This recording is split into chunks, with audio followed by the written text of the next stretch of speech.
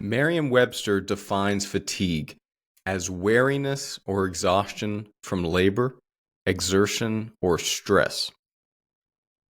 I'm sure this rings a bell with you, and most of us become fatigued from time to time. In fact, fatigue can be of various types. You can be fatigued from your work, from exercise, stress, life stress in general, and even spiritual. That's right, we can become spiritually fatigued, or perhaps you might say philosophically fatigued, even from philosophies like Stoicism. And I'll explain what I mean shortly. But how do we best manage fatigue in a world that is constantly stressing us out in different ways? We defined fatigue simply earlier, but what is it in layman's terms? Let's dig a bit deeper. Fatigue is when you are just worn out from whatever it is you are doing. For example, if you go through a hard training regime, you may find that over the months you become tired. It weighs on you. It feels like the piss and vinegar that usually pumps through your veins has went straight down the toilet. Your motivation is gone. You get sloppy. It's common in the gym to become injured when one is particularly fatigued. Now, the term fatigue, it's actually an engineering term as well. So let me get a little nerdy here with you. Fatigue occurs when a structure has had too many cyclical stresses to the point where it eventually snaps. Now, consider a steel bridge connecting two different parts of a city. The bridge experiences different stresses regularly. The vehicles moving over it, the wind pushing it left, right, and center. Perhaps some micro shifts in the Earth's supports. Now, over time, this stress fatigues the steel, and it can lead it to snap. Now, if you happen to be driving over a bridge while listening to this, fear not. Engineers have long since been able to design for fatigue, and we'll get into that later. The point is that fatigue occurs because cyclical stress takes its toll. It does not occur from one heavy vehicle going over the bridge or a big storm destroying it. That is something else entirely different. Maybe we could call that overloading to the point of structural failure. Now, fatigue, by definition, occurs due to cyclical stress. How do we become fatigued in life? Your body is simply a structure. The stress can take many forms. Again, physical, mental, spiritual. Day in and day out, we go through these cycles of stress, and over time, they can eventually lead us to snap if we don't manage it properly. Now let's go down through the various forms in a bit more detail. Physical stress is easy to understand. You run a marathon every day for a month, and your body starts to rebel. Mental stress is also easy to understand. Your boss yells at you 5 days a week for a month, and your emotional health becomes damaged. At least fatigued. What about spiritual stress? Philosophy is there for us in the darkest of times. It pulls us out of the depths of despair and allows us to live happier lives. However, it is no easy thing. Philosophy and spirituality can take its toll depending on how you manage it. The spiritual life has to be contemplative after all, and you have to be in a constant state of learning and awareness. You have to face hard truths more often than not. Digging into Dostoevsky's work as an example can cause you some spiritual stress. Jesus said, "The truth will set you free," according to the Christians. The author Gloria Steinem said, The truth will set you free, but first it will piss you off.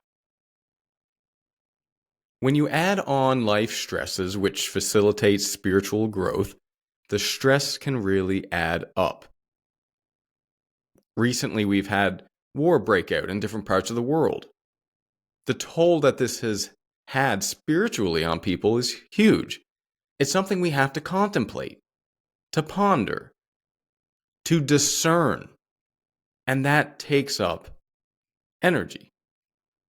So yes, spiritual or philosophical fatigue can be a thing if you don't manage your stress in these areas.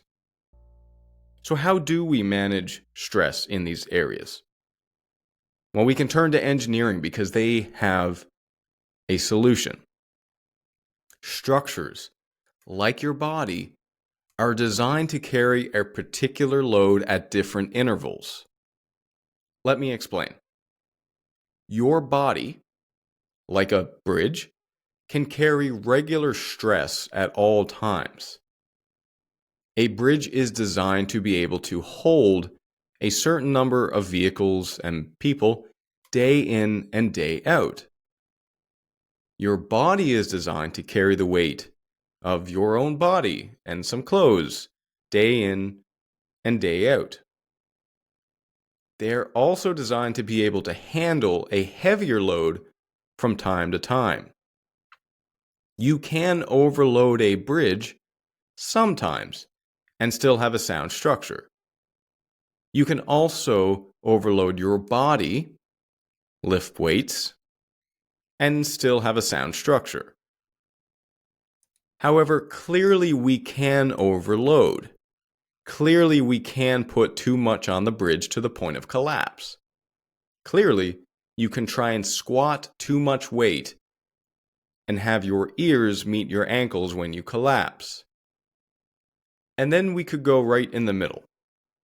Say a weight that is heavy, not to the point of collapse, but heavy to the point that it's more than we would usually bear. You could have a couple days a year where a particularly heavy vehicle, maybe a series of tanks, must pass over a bridge. Perhaps you put on ankle weights for a day.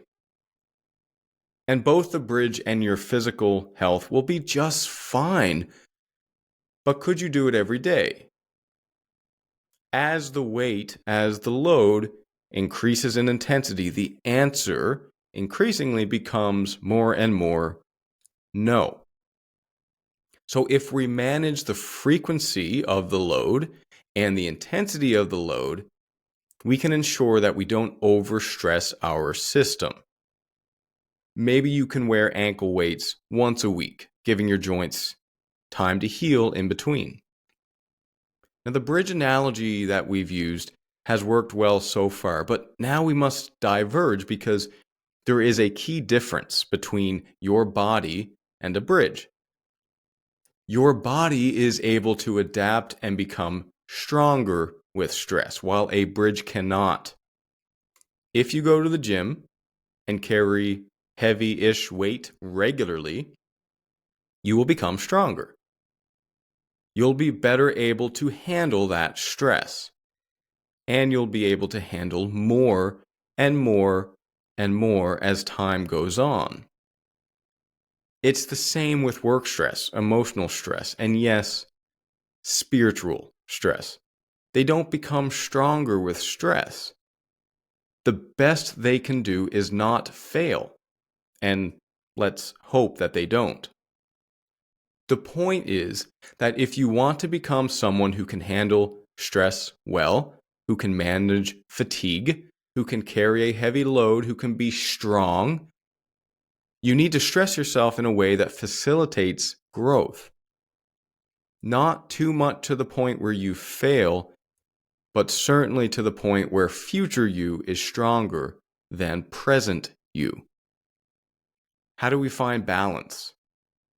It's really trial and error. You need to push yourself to the point where you begin to notice fatigue setting in. And you need to see when that happens. Is it 10 days, 20 days, a year? And then, depending on how often you can actually recover, you may need to scale back and find that load of stress and is manageable in the long term. Let's take a look at another quick example. Work. What you can do is work as much and as hard as you can and find the point where you burn out. Then you know at least what your upper limit is. Next, scale that back, say an hour a day, and see how that goes. How long until you get fatigued?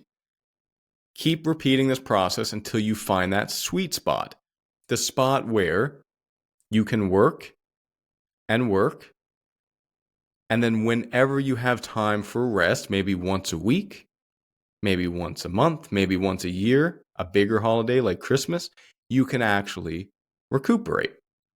There's a caveat here. There's another perspective, and that is that, as I mentioned earlier, you adapt, you grow. So you need to test this level regularly. Not every week, but maybe once a year. You can push yourself and see what you can handle. This applies to the gym, work, and yes, philosophy. And here's what's important.